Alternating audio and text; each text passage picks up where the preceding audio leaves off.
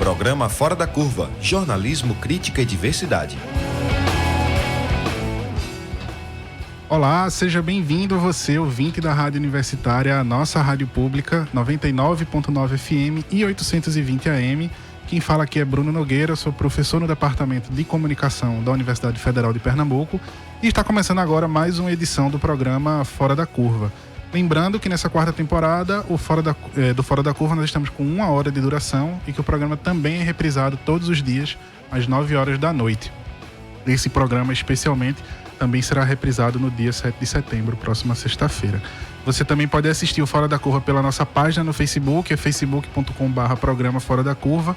E lá também está aberto para você mandar perguntas e comentários sobre o nosso tema do dia, né, aqui para os nossos convidados. Quem está comigo hoje no estúdio é Daiane Dutra, que é representante da coletiva suprapartidária Partida e da campanha Meu Voto Será Feminista, e também da Carmen Silva, que é socióloga, pesquisadora do SOS Corpo, Instituto Feminista para a Democracia, e ativista feminista do Fórum de Mulheres de Pernambuco. O programa Fora da Curva de hoje pergunta por que a representatividade na política importa. E aí, só para contextualizar alguns números que eu acho que são importantes, as mulheres são hoje mais da metade da população do país, mas elas ocupam só cerca de 13,5% do Senado e 10% da Câmara. A população negra, que é a maior parte da composição social do Brasil, ocupa menos de 9% das cadeiras do Senado e 20% na Câmara. Já a população LGBTI, que é estimada entre 20 milhões de pessoas, mas esse é um número que é considerado subestimado, já que muitas pessoas não se sentem à vontade, né, de declarar orientação sexual, tem apenas um representante no Congresso Federal, né? E esse é um cenário que é considerado hoje positivo, já que existe um aumento aí em considerações a eleições anteriores.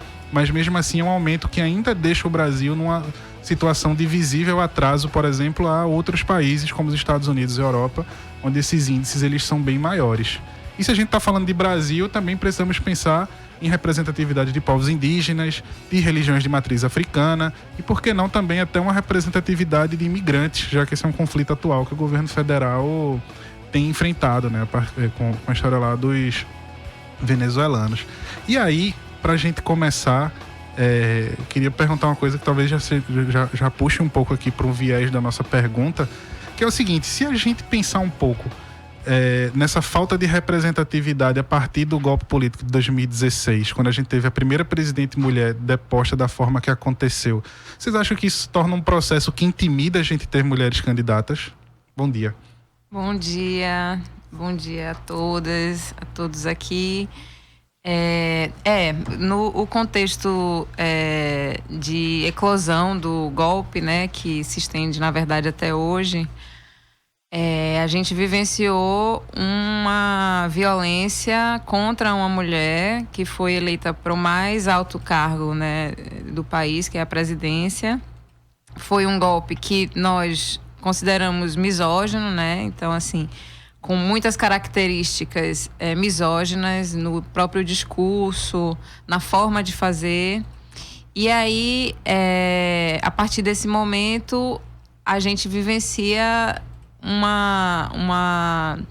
um cenário, né, dentro do próprio executivo, de um ministério 100% feito por homens, né? Então, é uma imagem que é bem presente assim na minha cabeça, não sei na de vocês, que é quando o Temer apresenta a sua nova composição dos ministérios, em que você tinha homens majoritariamente representados, 100% na verdade representados, né? E isso, na verdade, é muito simbólico assim para nós mulheres e para as populações, né, outros segmentos em geral, porque mostra quanto que esse golpe ele quis promover a manutenção de um sistema quo que quer manter uma elite, né, branca, heterossexual e que não está a fim de promover direitos para as populações no poder. Se você pegar um retrato das eleições de 2016, você vai ver que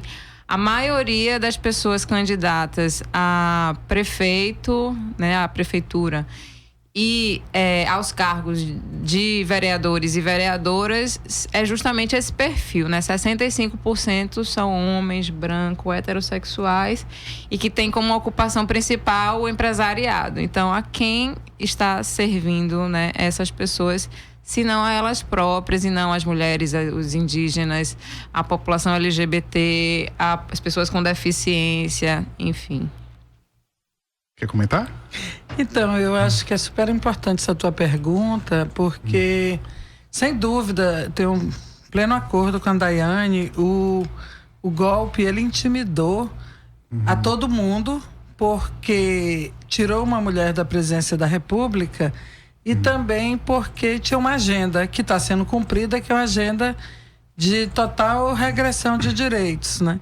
E agora eu acho que é importante a gente ver o imediatamente anterior, porque quando a Dilma foi eleita presidente da República, pela primeira vez uma mulher presidente da República, isso tem uma simbologia para nós mulheres, que, como tu falaste, somos 10% no Congresso e somos mais de 50% da população. Então tinha uma simbologia muito forte, que é qualquer menina que está começando a entender o mundo, começando a entender a política, pensar assim: é possível uma mulher chegar à presidência da República. Então isso estabelece uma condição subjetiva favorável, quer dizer, você se colocar para ser representante de turma, você se colocar para falar em público, você se colocar para ser de um diretório acadêmico na sua faculdade, ou se colocar para ser de uma diretoria de sindicato, torna-se algo mais viável, mais possível, porque você acredita na possibilidade das mulheres na política quando você vê uma mulher chegar na presidência da República. Então, de fato, o golpe golpeia a todas nós. Acaba sendo uma reação em cadeia, né? Então, com certeza. Não só nessa ocupação de papéis de lideranças políticas, mas no próprio mercado privado também, né? Eu queria saber o seguinte: vocês podiam trazer exemplos de pautas que deixam de ser votadas ou simplesmente desaparecem quando a gente não tem representante de outras classes sociais, de gêneros, entre deputados, senadores, governadores? Todas. Todas as pautas dos nossos interesses, porque como é que a gente fala de representação no Congresso, né? Pautas que dizem respeito a nós podem não ser votadas ou podem ser votadas contra nós. A reforma trabalhista é um exemplo disso. Quer dizer, a maioria, como a Daiane falou, a maioria dos congressistas, né, dos parlamentares, são vinculados ao empresariado, ao latifúndio, a essas bancadas também que se vinculam a isso, que é a bancada mais conservadora. Obviamente, eles vão defender os interesses dos empresários e votam favoravelmente à reforma trabalhista, cuja reforma, na verdade, tirou direitos conquistados pela classe trabalhadora na década de 30. Quem votou contra? Exatamente quem está lá representando a classe trabalhadora. Para dar um exemplo bem que já aconteceu, né? Então, não é que a gente imagina que vai acontecer, mas coisas que já aconteceram. E assim são todas as pautas que dizem respeito a direitos. Esses segmentos que são subrepresentados, eles têm lá a defesa dos seus direitos negada por essa subrepresentação no Congresso.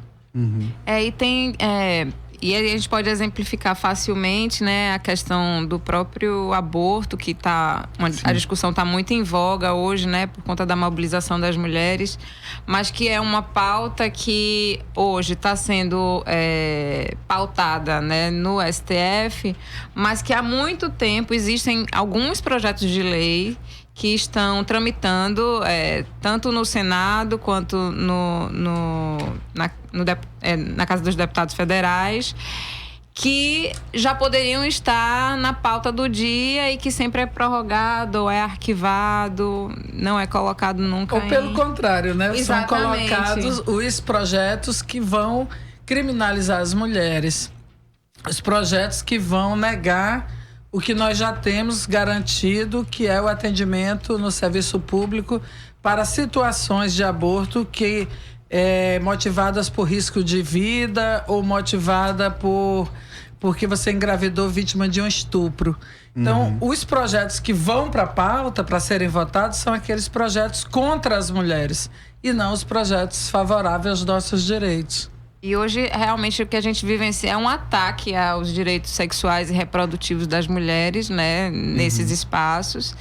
E por isso que faz tanta lógica essa pergunta aqui que vocês fazem, né? Se representatividade importa, porque quais são os interesses dessa bancada ruralista, dessa bancada do empresariado, se não manter os seus próprios privilégios, né? Não interessa a quem está lá garantir o serviço de saúde para a mulher seguro, garantir que as mulheres vivenciem uma cidade segura para as mulheres, né? Serviços públicos de qualidade. Não é de interesse de quem está lá. E por isso que nesse momento a gente realmente precisa retomar, né, nos fazer representadas, né, nesses espaços de poder, porque somente nós podemos reverter essa situação e garantir que as políticas públicas e as legislações estejam favoráveis a nós mulheres e aos outros segmentos populacionais. E quando a gente tem menos diversidade, como vocês muito bem pontuaram, a gente vai ter, obviamente, mais uma representação homogênea de uma classe média, branca, masculina, né? E que me parece traçar um outro paralelo. Eu queria saber o ponto de vista de vocês. Será que a gente pode pensar, por exemplo, esse crescimento de um conservadorismo que a gente tem assistido no país ligado a partir justamente do silenciamento dessas representações? Sim. Eu acho Totalmente. que tem a ver, mas o outro lado, quer dizer assim, é uma relação que um retroalimenta o outro. Quer dizer, quando a gente tem uma pequena representação da diversidade da população no Congresso, isso faz com que o Congresso seja mais conservador e incida nas pautas contra as pautas das populações que são minoritárias politicamente, né? Então, as pessoas negras, as mulheres, a população LGBT, e aí isso aumenta o conservadorismo. Mas, por outro lado, também existe na sociedade o crescimento de um conservadorismo baseado no fundamentalismo religioso das igrejas neopentecostais, na militarização, né, que está ocorrendo nas periferias urbanas. Tem um conservadorismo também que vem da sociedade e aí que incide sobre o Congresso. E porque elege representantes mais conservadores. Então, uma coisa alimenta a outra, né? Não é só o Congresso é conservador, logo ele influencia a sociedade. Também a sociedade, ao ser conservadora, influencia o Congresso. Não sei se tu consegui me fazer entender, mas assim, tá em todo lugar o conservadorismo e, portanto, essa luta é bastante árdua para poder eleger representações que, de fato, se oponham a essa pauta conservadora. Eu achei interessante que você falou que o conservadorismo ele está presente quase que em todo canto hoje, porque um dos motivos de eu ter feito essa pergunta também é porque a gente hoje consegue acompanhar, graças à internet, rede social, etc., essas manifestações públicas que vêm dessas classes menos representadas, né? Hoje a gente tem, por exemplo, mulheres que se colocam a favor de candidaturas que são claramente contra direitos das mulheres, pessoas que estão contrárias às suas próprias representações. O que vocês acham que isso diz um pouco do senso político atual do brasileiro? Um primeiro elemento, assim, que inclusive é um dos diagnósticos que fez com que a gente, da partida, criasse essa campanha Meu Voto Será Feminista. Que é assim, hoje a gente vivencia uma clara crise de representatividade, né? Tem um dado que eu acho que é bem simbólico, que fala que 97% da população não se sente representada, né? Ao mesmo tempo que é essa mesma população que elege quem está lá, né? Parte, né, desses 97% elege quem está lá. Então, existem algumas reflexões que a gente pode fazer a partir disso, assim. O primeiro é na descrença mesmo, na política, né? E que hoje vai tudo pro bolso, assim, pro bolsão da corrupção, né? Então, assim, as pessoas, elas não estão se sentindo representadas, elas estão descrentes da política e elas colocam tudo na conta da corrupção. Uma reflexão também que a gente faz é que essa crise de representatividade, ela demanda uma reação, né, de nós enquanto movimento social, movimento feminista, mas que não é somente nosso, assim, demanda ser da população em geral. Essa campanha, por exemplo, o Meu Voto Será Feminista, convoca esses 52% do eleitorado, que são as mulheres, a estarem juntas para que a gente possa se juntar para eleger mais mulheres. E, no nosso caso, mais mulheres feministas. Porque a gente acredita que, tendo em vista essa crise de representatividade, tendo em vista essa crise que a gente vivencia na política, e, em contrapartida, sermos nós, do movimento feminista, quem estamos protagonizando lutas há algum tempo, então, esse é um cenário que pode ser favorável para que a gente inverta essa lógica de estarmos regredindo tanto em direitos, tendo em vista que nós avançamos um pouco nos últimos anos, fruto da conquista das mulheres e fruto do movimento social em si, e que demonstra que a gente realmente precisa tomar conta, né, dos rumos políticos do Brasil, porque não é somente uma crise de representação. Não basta a gente eleger mulheres, nós precisamos eleger mulheres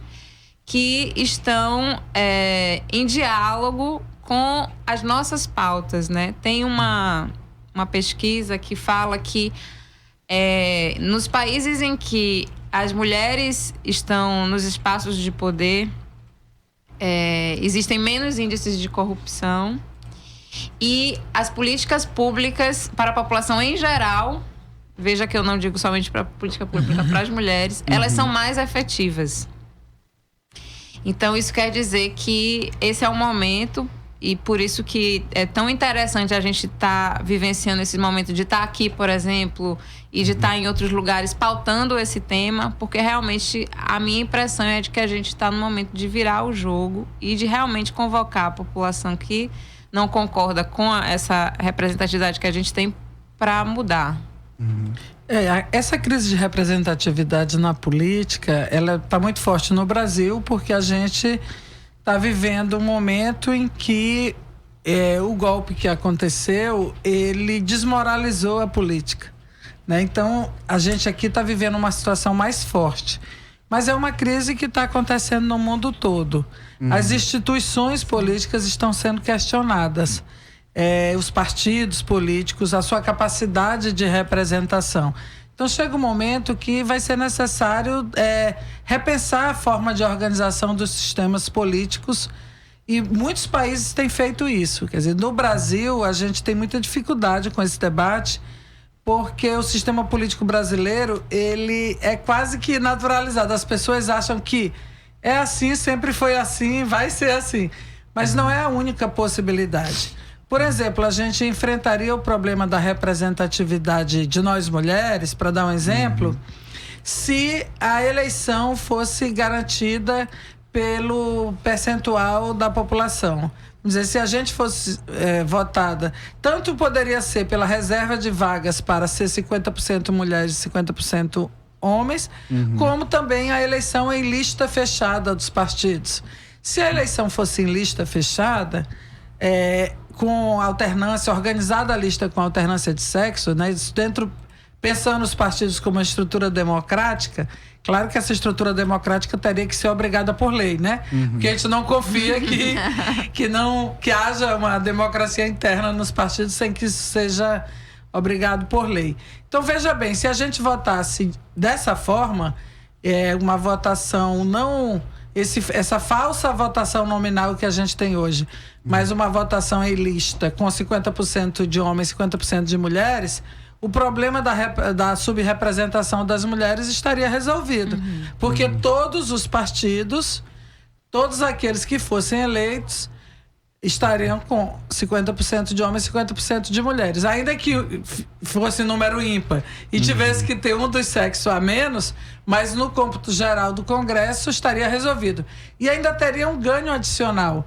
Isso fortaleceria os partidos, porque uma votação em lista fechada obriga o partido a compor uma chapa, que seria essa lista, e ter um programa, porque hoje a maioria dos partidos, embora apresentem um programa de candidaturas majoritárias, porque está sendo exigido, mas não tem um programa político partidário que dispute um rumo para a sociedade brasileira, né?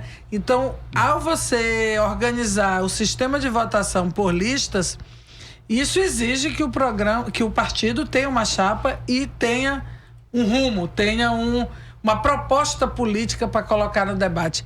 Hoje a gente não tem um debate político de propostas. É um debate altamente personalizado que a gente está vendo nas eleições, né? E uma coisa que, dentro disso que você estava falando, né, de não bastar ser apenas um voto feminino, mas ter um voto que esteja ligado a essas pautas mais feministas também, isso bate muito numa questão que tem se tornado polêmica, acho que nesse processo eleitoral que a gente tem vivenciado hoje em dia, que é uma certa generalidade que a gente dá a certos termos, né? E uma dessas generalidades é, por exemplo, a ideia de direitos humanos, em que parece que são outras entidades que não são o humano que eu sou, por exemplo. Estou dizendo tudo isso para falar que boa parte dessas pautas de representatividade me parecem estar sempre mais ligadas a esses partidos que têm um alinhamento mais com a esquerda. Vocês acham que a gente... essas pautas de representatividade ou essa busca pela representatividade, ela de um certo modo corre um risco de polarizar a visão política, de que no sentido de que partidos de direita ou partidos mais ligados à centro-direita se sintam menos na obrigação de adotar essas pautas também? Pense um risco bom esse, porque na verdade a resposta é pelo contrário da pergunta. Os partidos de direita não adotam estas pautas porque o seu projeto político de direita é manter a ordem estabelecida como ela está. Então, manter a exploração da classe trabalhadora, manter o ódio às mulheres, porque isso alimenta o próprio sistema conservador. E aí, por que os partidos de esquerda se abrem para essas pautas chamadas pautas da representatividade? Exatamente porque a proposta política da esquerda ou até do centro, centro-esquerda, são contrárias à ordem que está estabelecida. Então, eles querem a mudança. Por isso que a gente tem que pensar a representatividade de duas formas. Uma coisa é a representatividade da identidade social. Tipo, nós somos mulheres, 50% da população, deveríamos ser pelo menos 50% no Congresso Nacional. Isso quer representar uma identidade social. A outra coisa é a representatividade da proposta política. Então, a proposta política que busca mudar a situação de dominação, de exploração em que nós mulheres vivemos, é a proposta política do movimento feminista. Logo, a gente quer que mais mulheres estejam no Congresso, mas que sejam mais mulheres feministas. No nosso caso, do Fórum de Mulheres de Pernambuco, inclusive, a gente entende o feminismo como uma luta que é a favor das mulheres e que também é a favor da população negra e da classe trabalhadora. Então, a gente quer uma candidatura feminista, antirracista, anticapitalista e tal. Então, é um projeto que está em questão. Qual é a proposta que você tem? Essa proposta do movimento feminista, que eu entendo tanto fórum como a partida, dentro dessa política, ela é uma proposta que ela precisa da representatividade das mulheres como identidade social, todas as mulheres, mas também das mulheres feministas, antirracistas e tal. Ou seja, das mulheres que lutam pelos direitos das mulheres. Nem todas as mulheres, infelizmente, lutam pelos direitos das mulheres. Se fosse assim, a gente já tinha feito a revolução, né? Mas, infelizmente, ainda não é. Pode ser um dia.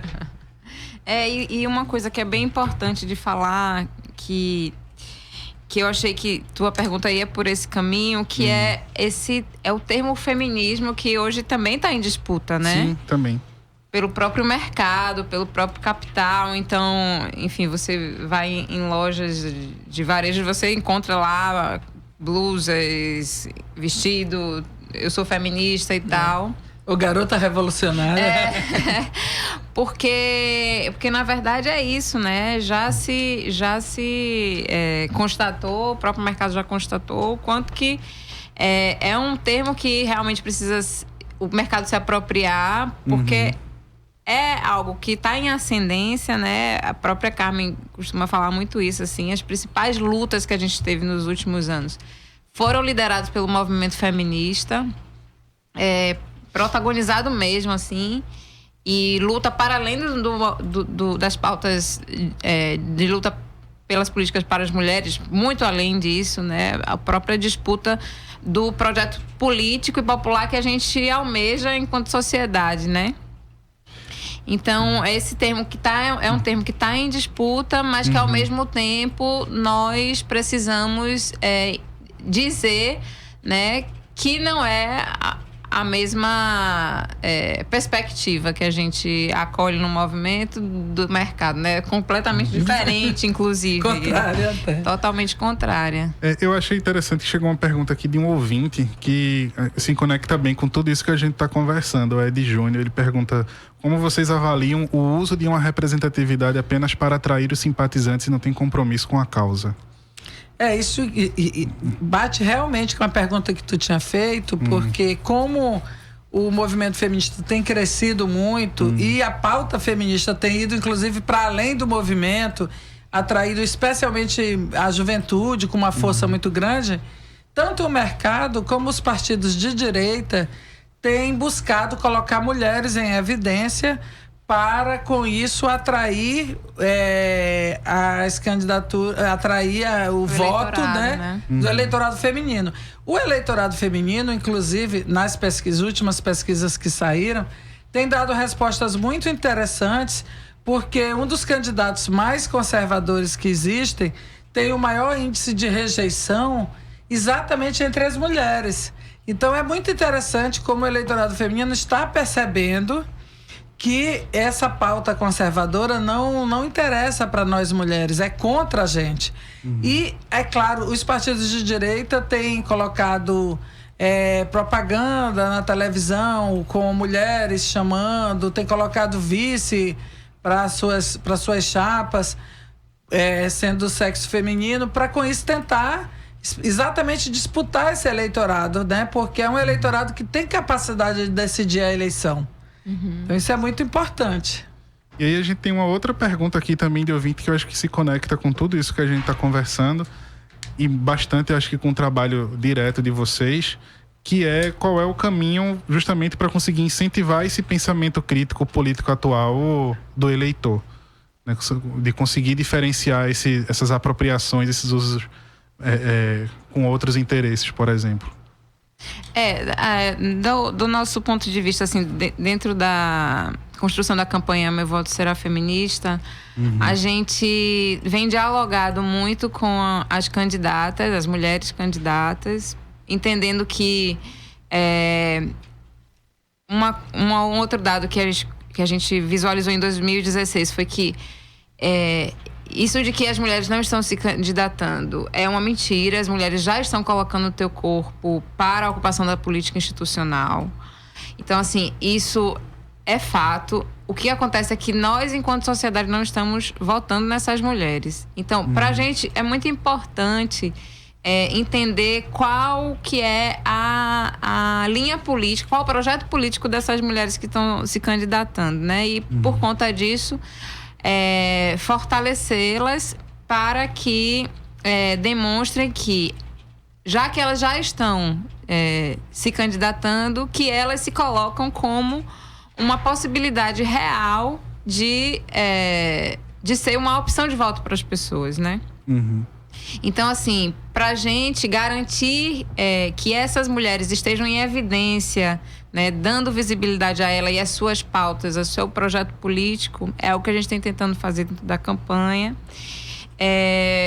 Acreditando que a gente pode ter uma mudança nesse cenário que hoje, né, se a gente visualizar no Congresso Federal, é de total conservadorismo, é a presença maçante dos homens, mas que se a gente der visibilidade a essas mulheres, né, e fortalecê-las, isso é muito importante, né, porque muitas mulheres sofrem violência institucional dentro dos próprios partidos.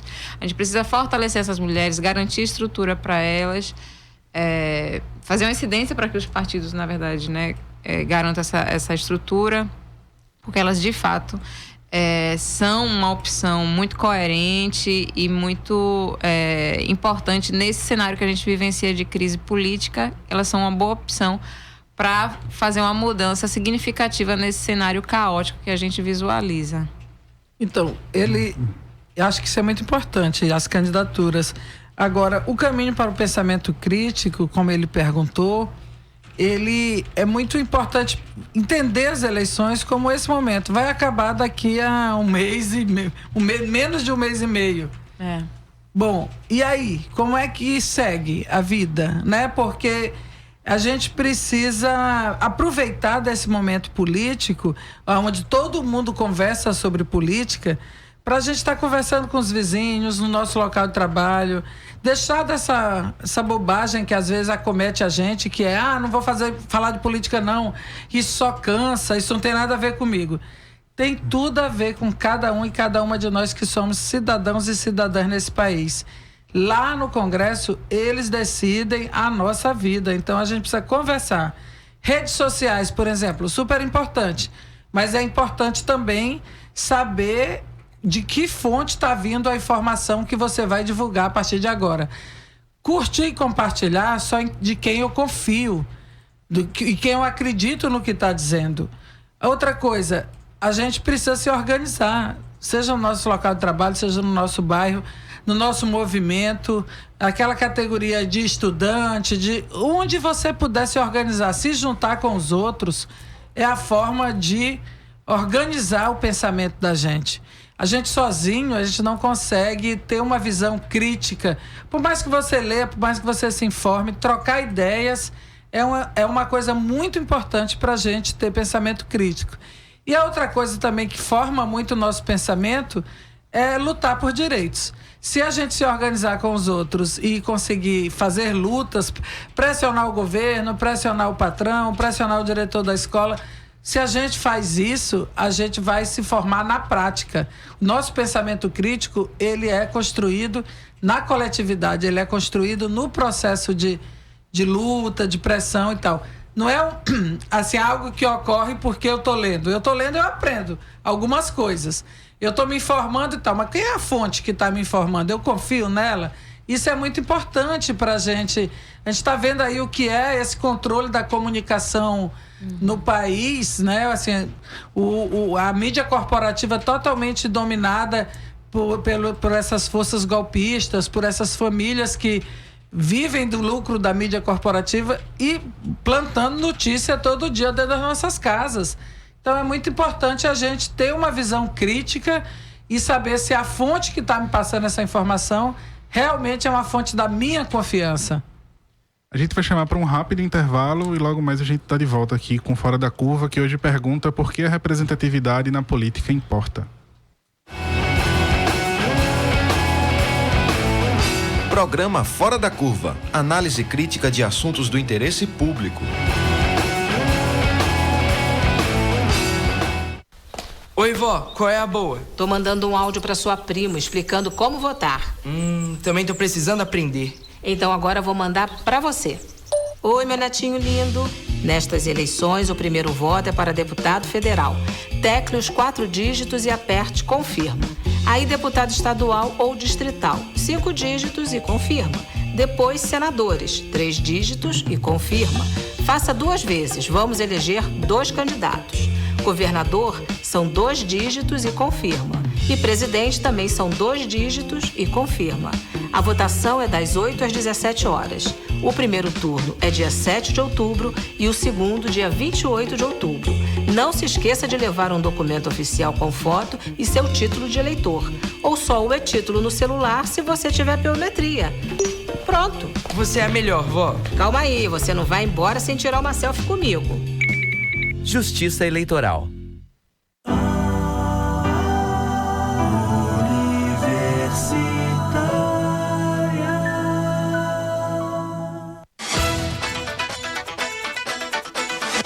Fim de noite especial no domingo da Universitária FM.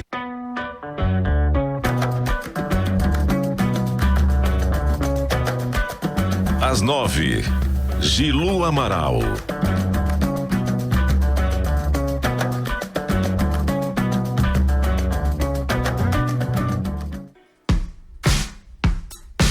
Mãe, me responde direitinho.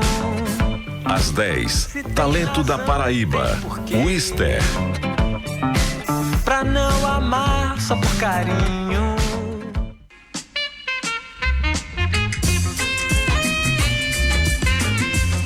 E às 11 horas, Fela Kuti.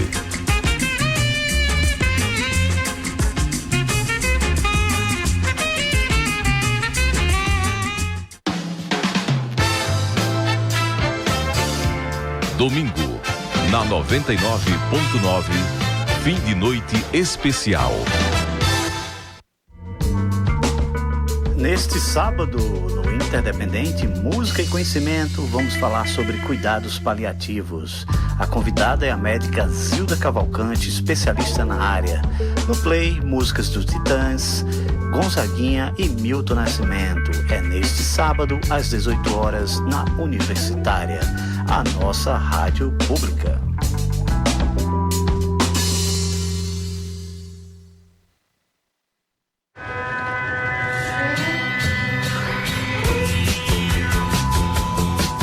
Cultura pop, entrevistas, debates e muita música no programa O Grito FM. A cada semana, o entrevistado da cena pernambucana bate um papo descontraído com os jornalistas da revista O Grito. E tem ainda dicas de lançamentos, shows e reportagens especiais. Todas as quintas, às 8 da noite, aqui na Universitária FM, a sua rádio pública. Universitária FM 99.9. 11 horas e 37 minutos. Universitária FM. Universitária FM, Agenda Cultural. Nesta sexta vai rolar mais uma edição da Festa Rebuceteia. O evento, que é exclusivo para mulheres, comemora o Dia da Visibilidade Lésbica no Sauvage Bar. Entre as atrações, as DJs Rihanna Ochoa, Karma e muito mais. A partir das 9 da noite, com entrada gratuita. O cantor Silva volta aos palcos com o show de seu novo disco, Brasileiro. O evento acontece no Teatro Boa Vista e faz parte da sua nova turnê, a partir das 9h30 da noite, com ingressos à venda no site eventim.com.br. O Downtown Pub recebe nesta sexta a festa We Love anos 90, para dar aquela relembrada na década dos Tamagotchis, Aquaplay, a dança da cordinha e muito mais. A festa promete muito axé, pagode, pop rock e pop. A partir das 10 da noite, com ingressos à venda no site Simpla. Universitária FM, Agenda Cultural. Pastor Cleiton Collins, 11:11, pra deputado estadual. A população já não aguenta mais ver tanta morte, tanta mãe chorando. Por isso, não vou desistir desta luta, não vou parar. Chegou na hora certa. E eu agradeço muito a Deus e ao Senhor pela recuperação de Thalita. Pastor Cleiton Collins. 11:11, Pastor Cleiton Collins para deputado estadual. Neste sábado, no Interdependente Música e Conhecimento, vamos falar sobre cuidados paliativos. A convidada é a médica Zilda Cavalcante, especialista na área. No Play, músicas dos Titãs, Gonzaguinha e Milton Nascimento. É neste sábado, às 18 horas, na Universitária, a nossa rádio pública.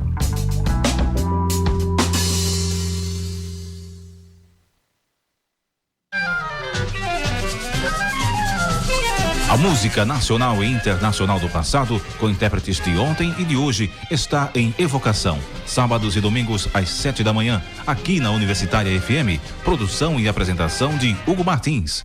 Café Colombo, todos os domingos 2 da tarde. Apresentação: Renato Lima e Marcelo Sandes.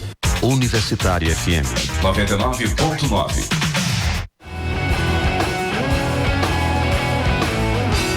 Programa Fora da Curva. Informação a serviço da maioria.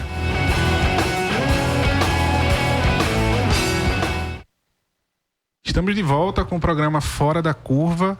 E enquanto a gente estava aqui no intervalo, o Carmen estava falando um pouco sobre essa diferença do papel que essas representatividades têm na Câmara e no Senado. Você podia explicar um pouco mais disso para o nosso ouvinte? Então, isso é uma coisa muito importante, porque em geral a gente vota pensando que está votando em pessoas e tal, e não está se ligando em como é que acontece o sistema eleitoral e também como é que funciona essas casas legislativas, né? Que são legislativas porque fazem as leis. Mas a Câmara e o Senado, elas são compostas de forma diferente. Para o Senado, a votação é proporcional. Quer dizer, a gente vota e proporcionalmente ao número de eleitores vai se formando quem compõe aquela casa. Já no Senado, a votação é majoritária. Você vota, né, em 2 senadores por estado. Então, cada estado, independente do número de eleitores e do número da população do estado, tem direito a ter 2 senadores ou 2 senadoras. Mas é isso que se chama o voto majoritário. Só que não é igual a população do Acre e a população de Pernambuco, a população do Rio Grande do Sul e a população de São Paulo, muito menos o eleitorado. Então, a votação do Senado, ela não é proporcional ao número de eleitores, ela é majoritária. Ou seja, o Senado, ele é uma Câmara que tem uma casa legislativa que tem o poder de revisar, inclusive, o que outra casa legislativa faz, que é a Câmara, só que ele é eleito de uma forma completamente diferente do que a Câmara, né? Então, ele não é proporcional, ele é majoritário. É como se ele fosse representante dos governadores, né? Tanto que a votação majoritária ocorre ao mesmo tempo para o governo de cada estado, da federação, e para o Senado. Resumindo, o Senado é a força dos governadores na decisão das leis que se impõe sobre a força do eleitorado que elegeu proporcionalmente os deputados para a Câmara. É como se ele tivesse uma representação 2 vezes. Resumindo mais ainda, não serve para nada. Poderia não existir Senado. Por que precisa ter 2 câmaras legislativas? Uma para fazer a lei e outra para revisar, aprovar ou rejeitar a lei que esta Câmara fez. Sendo que essa segunda, que é o Senado, é eleito de uma forma completamente diferente da primeira. Não faz sentido algum. É um sistema que nega a democracia representativa.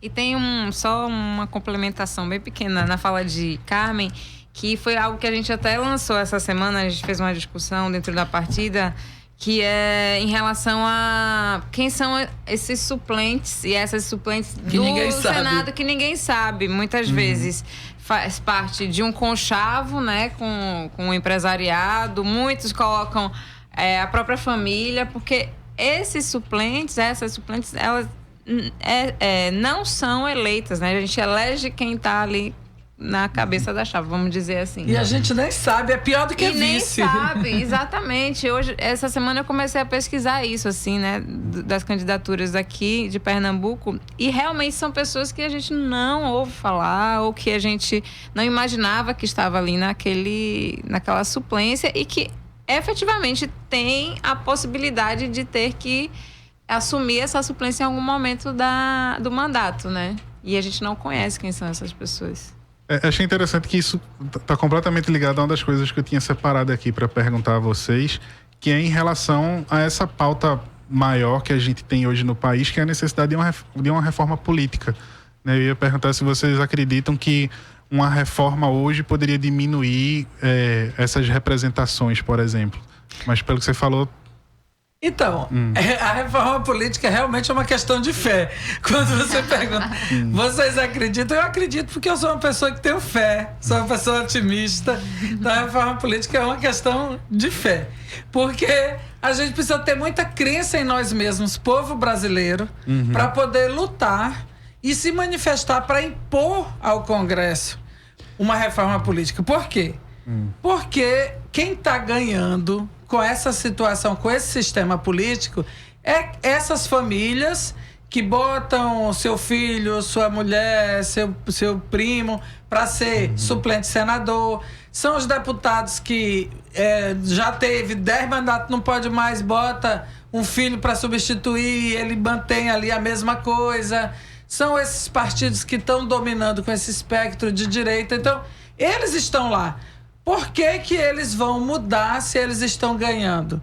Eles só vão mudar se o povo brasileiro entender que o nosso sistema de representação, que é o sistema político, pode ser diferente. O sistema político, o sistema de poder é muito mais amplo do que só a representação no Congresso Nacional. Se a gente for prestar atenção, nesse golpe ficou demonstrado que o judiciário faz parte do sistema político, que a comunicação corporativa faz parte do sistema político, o próprio sistema econômico, né?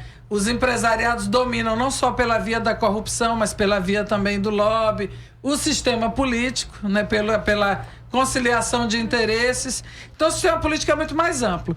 Mas o sistema representativo, quer dizer, a representação do eleitorado, do eleitorado no Congresso Nacional, seja através de deputados, seja através de senadores, ele não precisa ser do jeito que ele é. Pode ser diferente.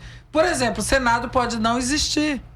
Tem muitos países que usam o sistema unicameral, só uma Câmara, não precisa ter duas. Mas mesmo na hipótese do Senado existindo, por que a votação para o Senado é voto majoritário e para a Câmara é voto proporcional? Não é obrigatório. Não tem nenhuma lei divina que imponha isso. Pode ser diferente. Por que o voto tem que ser esse falso voto nominal? Porque muita gente acha que está elegendo aquela pessoa, aquele vizinho que ele gosta, aquela pessoa que ele acredita na proposta política dele. Mas hoje você vota em uma pessoa e essa pessoa faz parte de um partido que faz parte de uma coligação. Na hora de apurar os votos, se junta todos os votos daquela coligação, se tiver coligado no proporcional, e os mais votados dessa coligação são os eleitos. Logo, você votou nominalmente em fulano, que você gosta muito, que você confia, que tem a sua mesma proposta política, que lhe representa, e você elegeu cicrano, que você nem sabe quem é, que não lhe representa, que é de outro partido. Então, esse sistema não é natural, não é divino, ele pode ser mudado. Mas para isso a gente tem que ter fé. Nós, povo brasileiro, temos que acreditar que a gente pode mudar isso. E a gente pode mudar fazendo pressão sobre o Congresso. Porque eles não vão mudar porque querem, porque eles não querem. Tá bom para eles, mas tá muito ruim para nós. Porque nós, mulheres, não estamos representadas. Nós, população negra, não está representada. A população indígena não tem um representante no Congresso. E um também não vai servir de nada, né? A população pobre não tem representantes no Congresso. A juventude, nenhuma representação no Congresso. Então, a população LGBT, menos ainda, só tem um assumido. Os outros a gente não sabe, pode até ser. Mas não lutam pela causa porque não são assumidos. Então... o que acontece? Para mudar isso, só a gente tendo uma reforma radical do sistema político. Tem que ser de outra forma. Porque da forma como está hoje, não nos representa mesmo. Já me empolguei. Eu acho que foi ótimo. Sim. Eu acho que um exemplo interessante que a gente tem também, quando a gente fala que a gente só tem um representante declarado LGBT no Congresso, é da resistência que tem de se trabalhar essas pautas lá dentro, né? De como é tratado o que ele traz. E eu acho que essa é uma outra questão importante, né? A gente está falando da eleição, da necessidade de se ocupar esses espaços, mas existe uma outra disputa quando se chega lá, né? Eu queria Sim. Que vocês falassem um pouco sobre isso, assim, sobre a dificuldade que tem a partir do momento que se está lá, de se colocar essas pautas que estão ligadas a uma representatividade em debate em Câmara, em Senado e etc. Que tem tudo a ver com isso que Carmen falou, né? A regra do jogo hoje, como ela é jogada, ela não contempla essa necessidade que a gente tem hoje muito forte de mudança.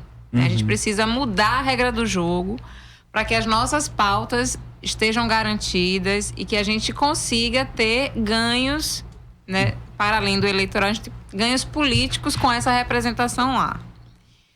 Hoje, se a gente tem uma representação, exemplo LGBT, se a gente tiver uma representação indígena futuramente, é uma representação contra um universo e um sistema que já está totalmente coligado para passar por cima dessas outras pautas e desses outros mandatos que têm uma tendência de ser popular, representativo, coletivo, democrático.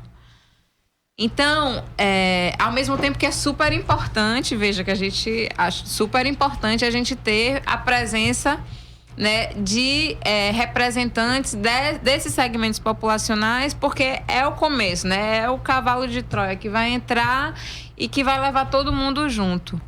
Mas a gente precisa eleger mais gente, porque, de fato, quando essas representações populares, com discursos dialógicos, que são coletivos, sozinhos e sozinhas lá, infelizmente, vão ser massacradas, porque a regra do jogo, como ela é jogada, não é para que a gente consiga ter ganhos de votação de projetos de leis progressistas que garantam direitos, realização de audiências públicas que possam garantir efetivamente um resultado final que tenha impacto na vida das pessoas. Então, é muito importante que a gente esteja chegando lá, porque nós efetivamente estamos chegando, mas agora a gente precisa garantir que mais gente chegue lá e que a gente realmente traga para a pauta, para a mesa, né, assim, nós dos movimentos e a sociedade em geral, a necessidade urgente de mudar essa regra do jogo. Porque do jeito que ela é jogada, ela não beneficia ninguém, muito menos nós que queremos fazer uma mudança na vida das pessoas lá na base mesmo. É muito importante mesmo isso. Eu acho que a gente precisa eleger muito mais gente, porque isso vai fazer reverberar as nossas lutas, as nossas pautas, os nossos interesses lá dentro do Congresso. É uma caixa de ressonância. Agora, claro que dentro dessa perspectiva de lutar para que a gente consiga também ampliar a pressão popular sobre as nossas pautas e sobre a reforma do sistema político. Porque é o que acontece, por exemplo, com um representante da causa LGBT. Por mais que ele tente, ele tem projetos interessantes e tem um diálogo também com o setor, o grupo social que ele representa, mas não consegue aprovar porque não depende dele, né? Então, esse é o problema. Um outro problema que a gente pode também discutir com essa tua pergunta diz respeito ao executivo, porque normalmente a gente pensa muito na representação no poder legislativo, mas no poder executivo, depois de eleita, nós mulheres, por exemplo, temos sido vítimas de uma misoginia, né, que significa o ódio às mulheres, muito forte. Isso vai desde uma prefeitura do interior à presidência da República. Quando uma mulher é eleita e ela é firme e ela se coloca publicamente defendendo as suas posições e ela toma decisões que não agradam aos setores conservadores, ela é achincalhada, é chamada de general, lida de uma forma pejorativamente como lésbica, né? Ela é sempre desmoralizada. Quando a mulher não se coloca publicamente com tanta força, aí ela é vista como frágil, que quem governa, na verdade, é o pai ou o marido, ou o secretário tal, o secretário tal. De qualquer forma, a mulher está errada, entendeu? Porque essa forma que a sociedade brasileira, né, essa cultura patriarcal de desmoralizar as mulheres, ela existe na nossa vida cotidiana. Quando a gente está num espaço de poder, ela é tomada sempre para ser uma forma de intimidação. Seja por chamar de general, por chamar de louca, ou por dizer que ela está sendo comandada por um homem que está por trás dela. São desmoralizações que tentam tirar as mulheres do lugar de poder. Então, por isso que é muito importante, quando a gente pensa em termos de executivo, também pensar na eleição de mulheres para quebrar esse ciclo vicioso, né, de que as mulheres no espaço de poder não podem ser mulheres com propostas políticas, com modo de governar próprio e que façam, de fato, a diferença nas políticas para as mulheres. E aí eu acho que é importante a gente pensar em termos de candidaturas de mulheres para o executivo. A gente já está chegando na reta final aqui do programa, e aí só para fechar, eu queria saber de vocês um assunto que a gente tocou pouco, é relacionado à representatividade religiosa, né? Porque a gente está começando a ver ainda de uma forma bem tímida o surgimento de candidaturas ligadas, por exemplo, a religiões de matriz africana, né? Vocês acham que isso é algo que coloca em questão essa coisa do Estado laico, ou a gente já deve assumir que não é? Porque frente, por exemplo, ao crescimento de bancadas evangélicas, é importante que essas representatividades surjam e cresçam também. Eu acho que tem dois pontos importantes, assim, que a gente precisa tocar. O primeiro é dessa necessidade de laicidade, independente da religião que esteja representada, né, nesses espaços políticos, institucionais. Né, a necessidade de que, de fato, a instituição, ela é uma instituição e ela não pode levar a religião, nem a igreja, nem, enfim, para decidir, né, as políticas ou as legislações. Ao mesmo tempo que esse é um ponto, né, a necessidade de a gente garantir a laicidade. Mas tem um segundo ponto que é também a necessidade de a gente ter uma ampliação das representatividades. E aí é importante não confundir com o que a gente tem hoje, né, que é uma presença forte do fundamentalismo religioso dentro das instituições legislativas. E isso acaba sendo um perigo para a nossa própria democracia, né? Um perigo para as pautas progressistas, porque acaba tendo um teor muito conservador, mas a gente precisa garantir que a gente tenha a pluralidade de representações que reflita a pluralidade e a diversidade do povo brasileiro, que não está centrado somente numa igreja ou somente num segmento. Ela é plural e ela é diversa, e a gente precisa garantir essa diversidade lá, o que não significa que a gente vai defender que as igrejas ou as religiões estejam dentro, né? Pelo contrário. A gente vai ter que encerrar, né? Porque hoje, inclusive, começa o horário eleitoral gratuito. Eita, é verdade. A gente tem que ser pontual. Queria agradecer a audiência, lembrar que o programa tem reprise na próxima semana, 7 de setembro, e que todos os nossos programas estão sempre lá disponíveis no YouTube e na nossa página do Facebook. O programa de hoje teve produção de Eri Rodrigues, locução e roteiro de Bruno Nogueira. A nossa equipe teve Débora Oliveira, Carol Torpe, Chainan França e trabalhos técnicos de Marco da Lata. O programa Fora da Curva é uma realização do Departamento de Comunicação Social, com o apoio do Departamento de Sociologia e do Núcleo de Rádio e TV Universitárias. Parceria com o Marco Zero Conteúdo, Centro das Mulheres do Cabo, SOS Corpo, Centro Sabiá, Terral Coletivo de Comunicação, Centro de Cultura Luiz Freire. Esse programa fica disponível em nossa página do Facebook e no canal do YouTube. Acompanhe as nossas redes sociais, porque nós também divulgamos por lá muita informação que você não vê por aí. A música tema deste programa foi composta pela banda Diablo Motor. Programa Fora da Curva. A gente fala o que a maioria cala.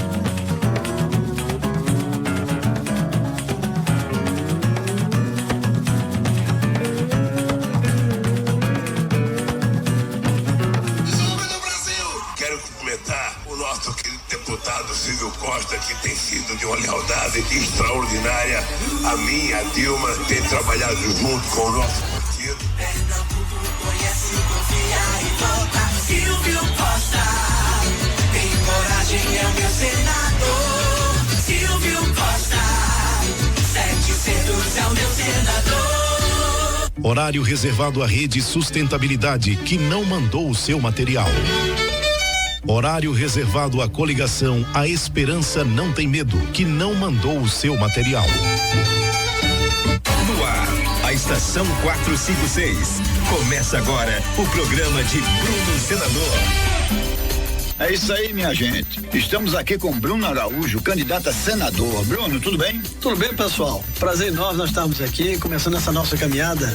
Bruno, você foi o presidente mais jovem da Assembleia de Pernambuco, está entre os deputados mais influentes de Brasília e também foi ministro das cidades.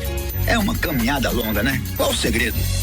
Muita dedicação, muito trabalho, muita vontade de inovar, de dar prioridade ao que é prioridade, de deixar as intrigas de lado e pensar sempre em trabalhar para o Pernambuco. Eu sempre buscando o que era melhor para ajudar a melhorar a vida das pessoas. Política feita com coração, com responsabilidade, com dedicação, com equipe de qualidade e procurar fazer o bem sem olhar a quem.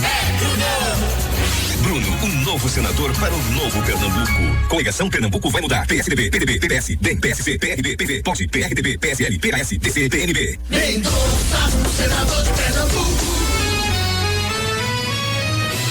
Mendonça é responsável pelo maior investimento em educação da história de Pernambuco.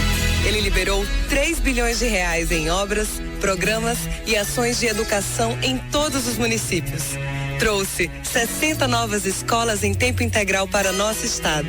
Garantiu a implantação de mais de 100 novas creches. Autorizou a construção de 3 novos campi universitários em Goiânia, Belo Jardim e Salgueiro. Com Mendonça, os municípios foram valorizados e os prefeitos recebidos. Mendonça, o senador de Pernambuco.